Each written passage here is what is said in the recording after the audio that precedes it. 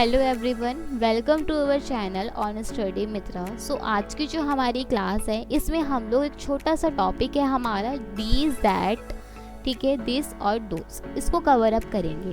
तो चलिए स्टार्ट करते हैं। ज़्यादा लेंथी नहीं रहेगी आज की हमारी जो क्लास है, बहुत शॉर्ट रहेगी जिसमें हम लोग समझेंगे बस इसको, ठीक है। तो चलिए स्टार्ट करते हैं। अब देखिए सबसे पहले यहाँ पे वर्ड कौन कौन से मैंने बताए थे, these, that, these and those, ठीक है। इसका यूज़ हम कब करते हैं? सबसे पहले किसके लिए किया जाता है? जब भी अगर हमें पास की चीज़ों के बारे में बताना हो, नियरेस्ट, नियर की, तो वहाँ पे हम दीज लगाएंगे। अगर दूर की बताना हो तो फार के लिए मतलब दैट लगाएंगे।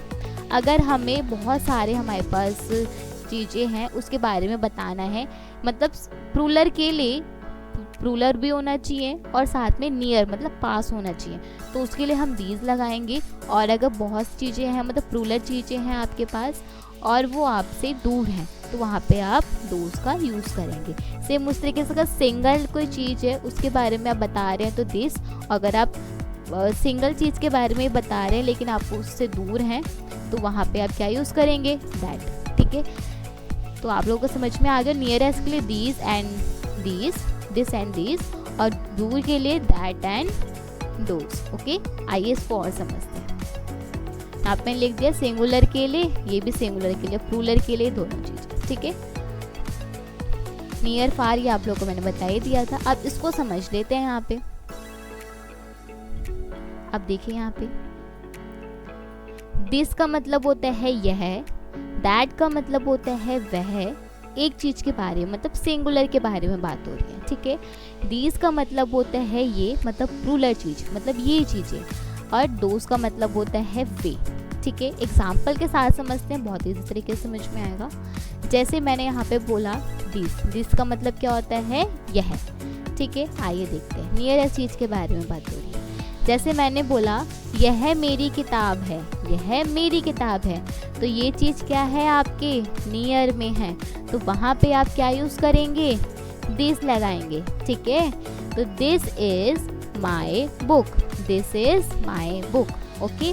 नेक्स्ट अगर मैंने बोला यह पेन नीला है, यह पेन नीला है, तो ये भी यह के लिए बात हो रही है, तो मतलब ये नियर है, तो यहाँ पे भी आप क्या यूज़ करेंगे, दिस पेन इज ब्लू, यह पेन नीला है, तो this pen is blue, okay. अगर हम दैट की बात करें सिंगुलर, मतलब दूर है कोई चीज़ आपसे, जैसे मैंने बोला वह तुम्हारी कार है, वह तुम्हारी कार है, तो that is your car, that is your car, okay.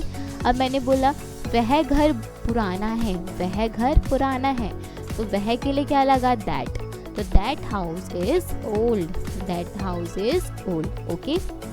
ये समझ में आ गया। नेक्स्ट आता है दीज।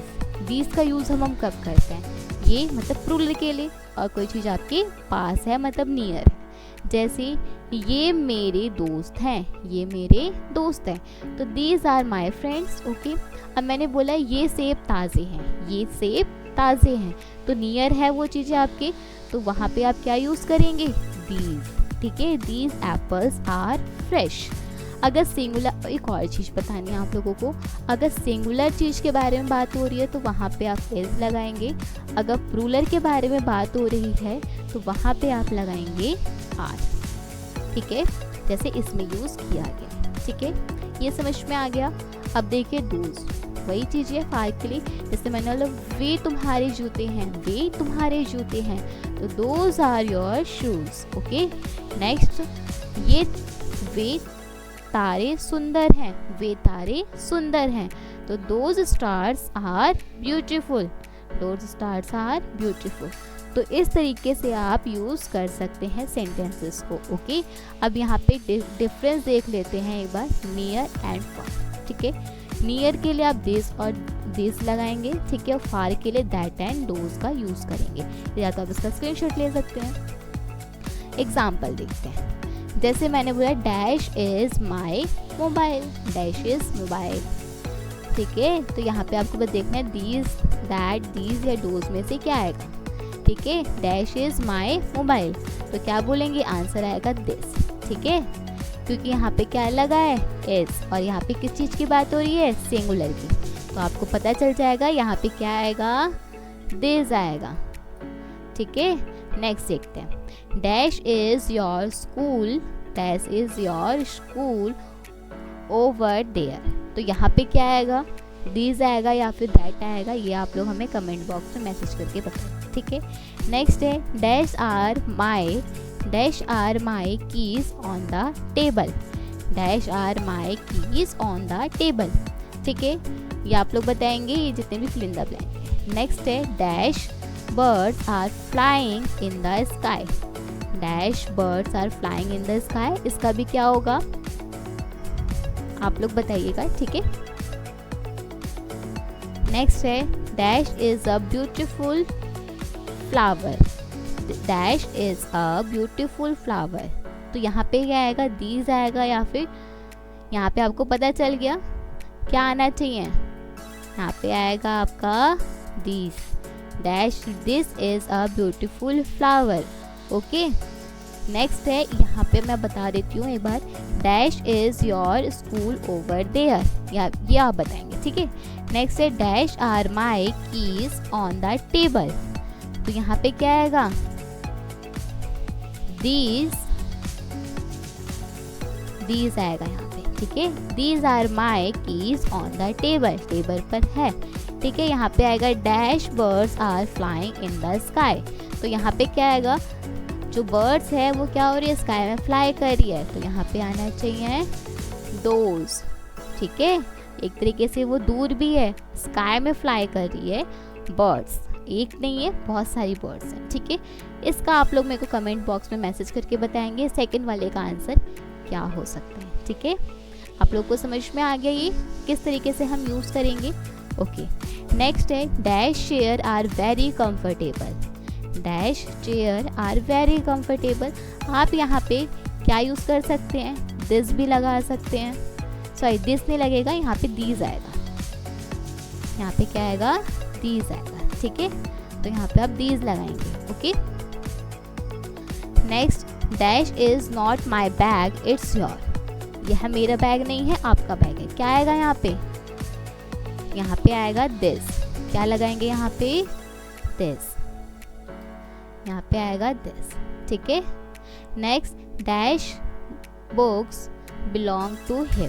तो यहाँ पे क्या आएगा, ये आप लोग मैसेज करके बताइएगा क्या आना चाहिए। ठीक है, ये वाला क्वेश्चन और ये वाला तो मैंने बता दिया। ठीक है, दो क्वेश्चन आपके लिए, एक तो 8th वाला और एक सेकंड। ओके, ये आप लोगों को समझ में आ गया। आ जाइए कुछ और भी सेंटेंसेस देख लेते हैं। जैसे मैंने बोला यह कमरा, यह मेरा कमरा है, तो दिस इज माई रूम। ठीक है, वह उसका पर्स है, तो दैट इज हर पर्स।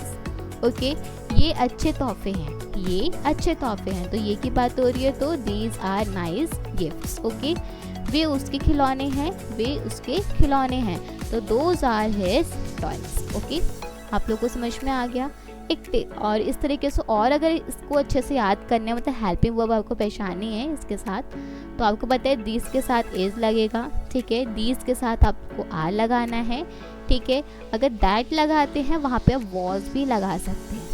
ठीक है, अगर यहाँ पे डोज लगाएंगे तो उसको आप वर यूज़ कर सकते हैं। ठीक है, ये भी आप यूज़ कर सकते हैं, या फिर इज या आर लगाना है वो भी आप लगा सकते हैं। अगर प्रेजेंट की बात है, अब मैंने बोला भाई आपकी किताब थी, ठीक है, वह मेरा फ़ोन था, तो वहाँ पे वॉज और वर लगेगा। ठीक है, तो आपको ये वाले टॉपिक समझ में आ गया किस तरीके से हम इसका यूज़ कर सकते हैं। ठीक है, दीज एंड दोज, और ये कुछ प्रैक्टिस सेंटेंसेस है जिसको आपको प्रैक्टिस करनी है।